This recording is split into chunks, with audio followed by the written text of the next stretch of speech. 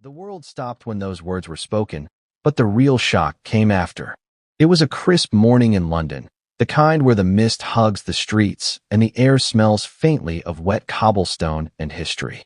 Buckingham Palace stood silent, imposing, as if it knew that something monumental was about to unfold behind its gilded walls.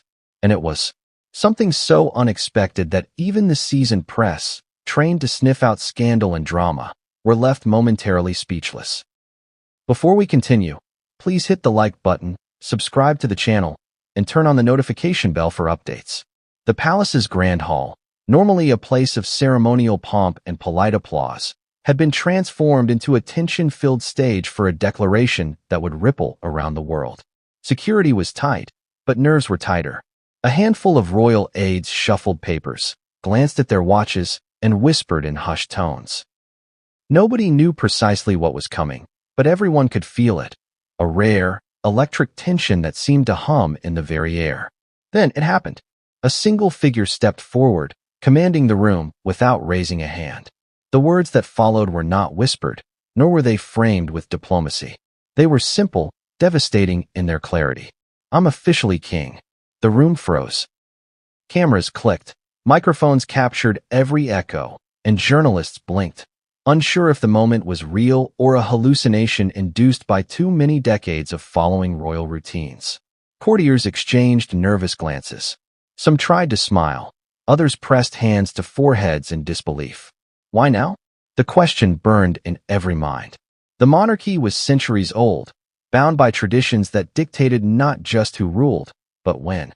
The idea that someone could simply declare themselves king, without ceremony, without parliament, without precedent, was almost unimaginable. Yet here it was. Inside the palace, chaos quietly erupted. Advisors whispered into secure phones. Legal teams scurried behind closed doors.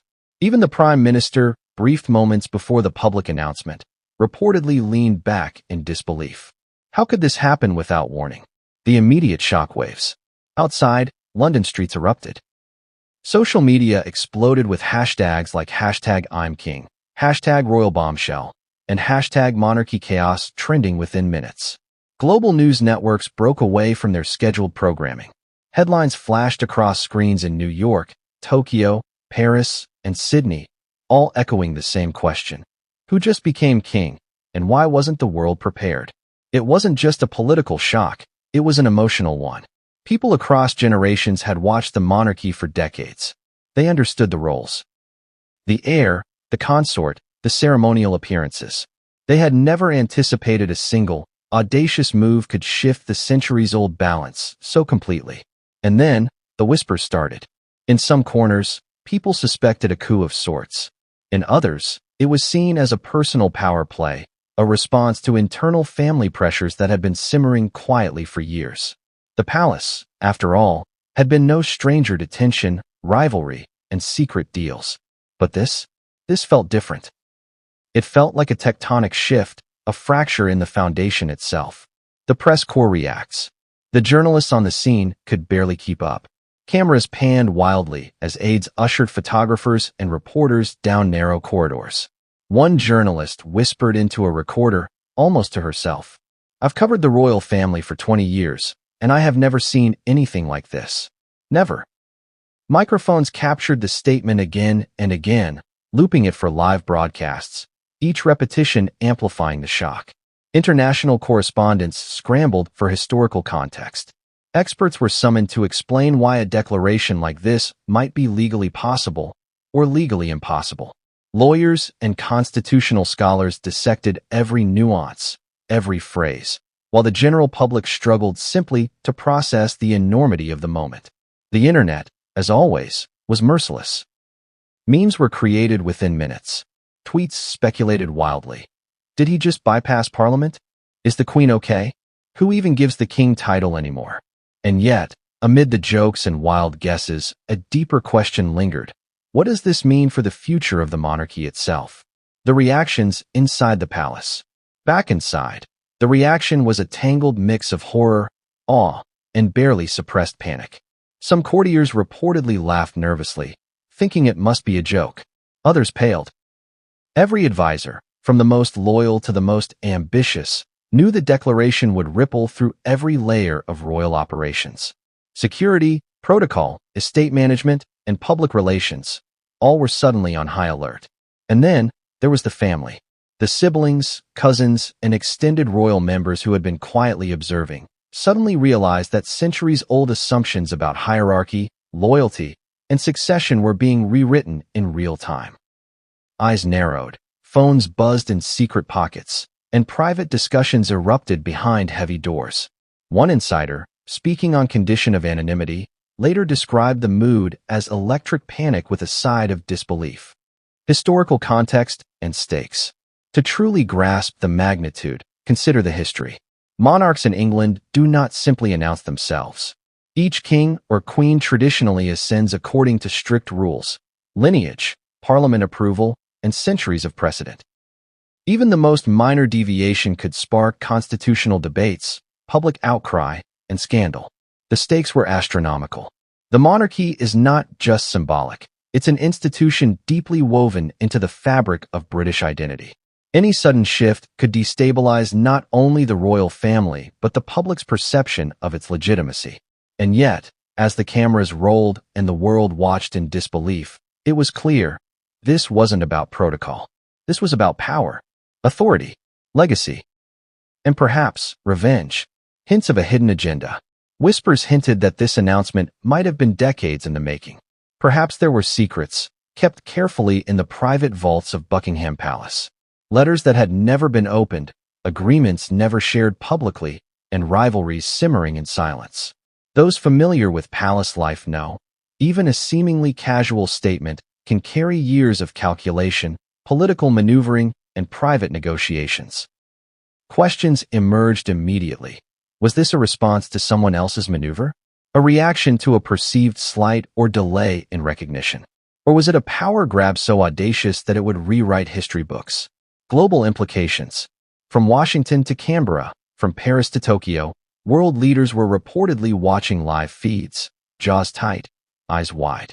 Monarchies and republics alike analyzed what this declaration could mean for diplomacy, trade, and international alliances.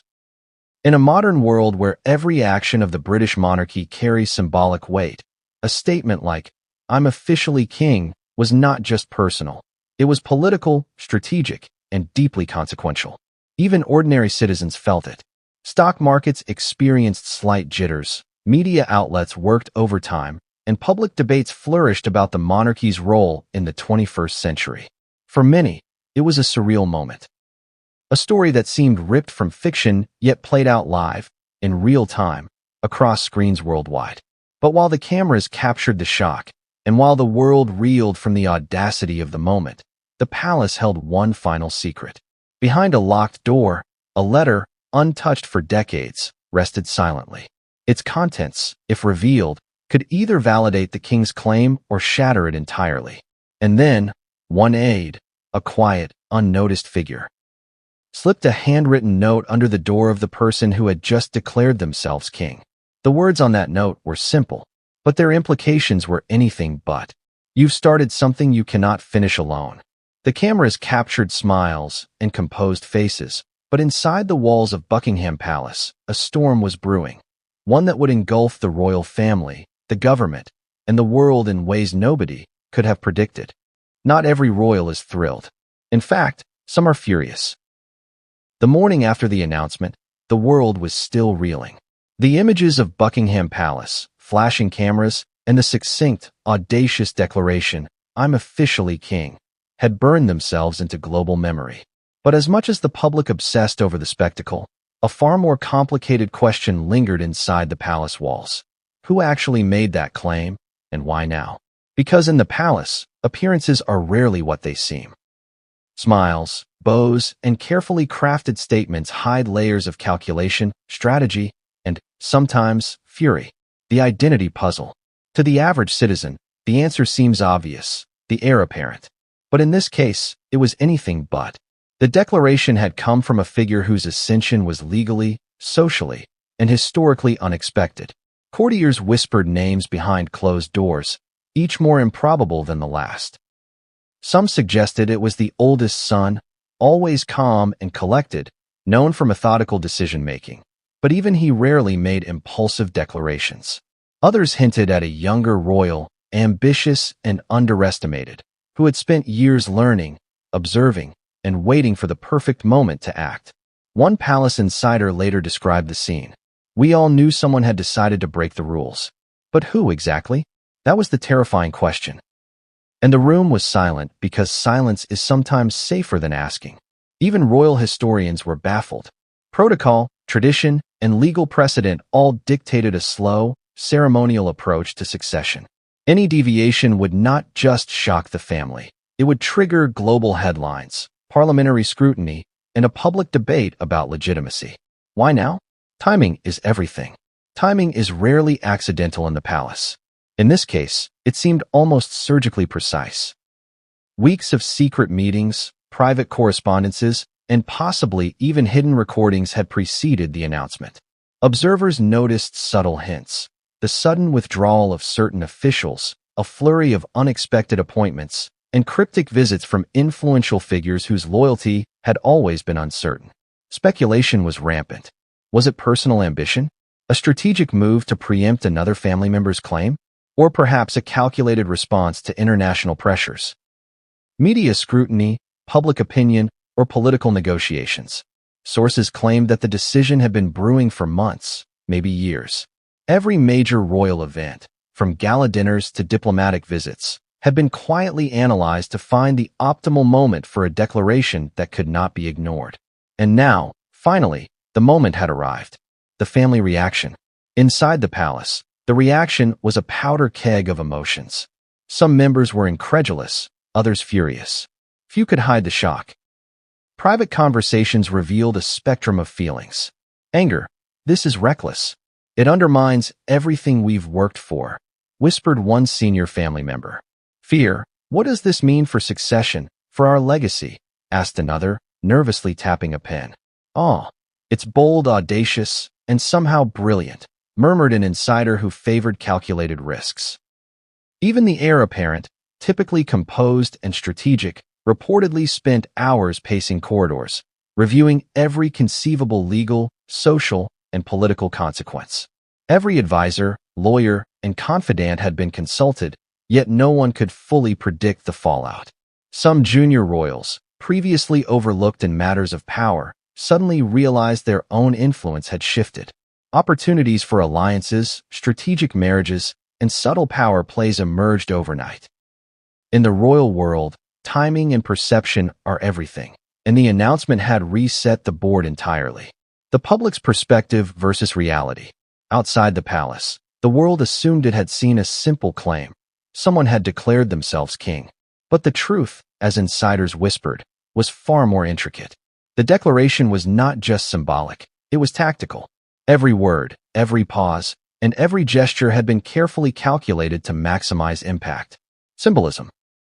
The choice of location, attire, and even timing of the cameras conveyed authority and legitimacy. Perception management. By going public first, the declarant controlled the narrative, ensuring the story was told from their perspective before any opposition could respond. Strategic ambiguity. The phrasing, "I'm officially king," was deliberately vague. It avoided legal technicalities while asserting undeniable authority, forcing the palace and parliament into a reactive position. To the casual observer, it seemed like a bold announcement. To insiders, it was a chess move, executed with precision, patience, and understanding of centuries of palace politics. Possible motives. Every declaration of power has a motive, and this was no exception. The whispers in the palace corridors suggested several possibilities. Personal ambition. The declarant may have felt overlooked, underestimated, or constrained by tradition and waited for the perfect moment to assert themselves. Strategic timing. Political or global events could have created an opportunity to maximize visibility and influence. Familial tensions, long-standing rivalries, unresolved disputes, and secret alliances may have driven a need to act decisively. Public relations. The declarant may have wanted to shape public perception, demonstrating authority and independence while sending a clear message to both supporters and rivals. Every possible motive carried risk. Acting too early could alienate allies. Waiting too long could allow rivals to anticipate and counteract the move. And in the world of royalty, where tradition often outweighs personal will, timing was everything. Hidden support and opposition. Not everyone inside the palace was caught off guard. Some insiders had been quietly preparing, offering advice, influencing the declaration, and aligning resources. Others, however, were completely blindsided, facing the sudden challenge of responding to an event that had been meticulously planned for months. Leaked whispers suggested that the declaration had backing from unexpected quarters, advisors who traditionally avoided risk, influential figures within the government who saw opportunity, and even senior family members who recognized the tactical brilliance of the move. Yet opposition existed as well. Critics feared scandal, legal battles, and public backlash. They warned that a hasty move could erode trust, destabilize institutions, and invite scrutiny from both media and parliament. The tension was palpable. Every supporter had a vested interest, and every detractor had a counter-strategy. The palace was now a battlefield, invisible to the public, with stakes higher than any headline could capture. The role of media manipulation. In the modern age, information is as powerful as bloodlines. The declarant understood this instinctively. By timing the announcement for maximum media exposure, leveraging social media trends, and framing the statement with visual authority, the declarant controlled not only the palace but the narrative itself. Viral strategy. The wording was crafted to be concise, memorable, and repeatable, perfect for social media circulation. Selective leaks. Hints were dropped to certain journalists, creating anticipation and speculation even before the official announcement. Global framing.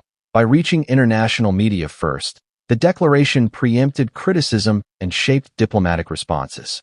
The palace, traditionally slow-moving and highly ceremonial, was ill-equipped to respond quickly. The declarant had turned centuries of protocol into an advantage, exploiting the predictable pace of traditional institutions for maximum impact. The mystery deepens. Even with all these clues, the true motive remained hidden. Was it a personal vendetta? A calculated attempt to seize authority? Or part of a longer-term strategy that no one, neither family nor advisors, could fully comprehend? Insiders hinted at one more element, a decades-old secret that, if revealed, could validate the claim in the eyes of the public or destroy it entirely.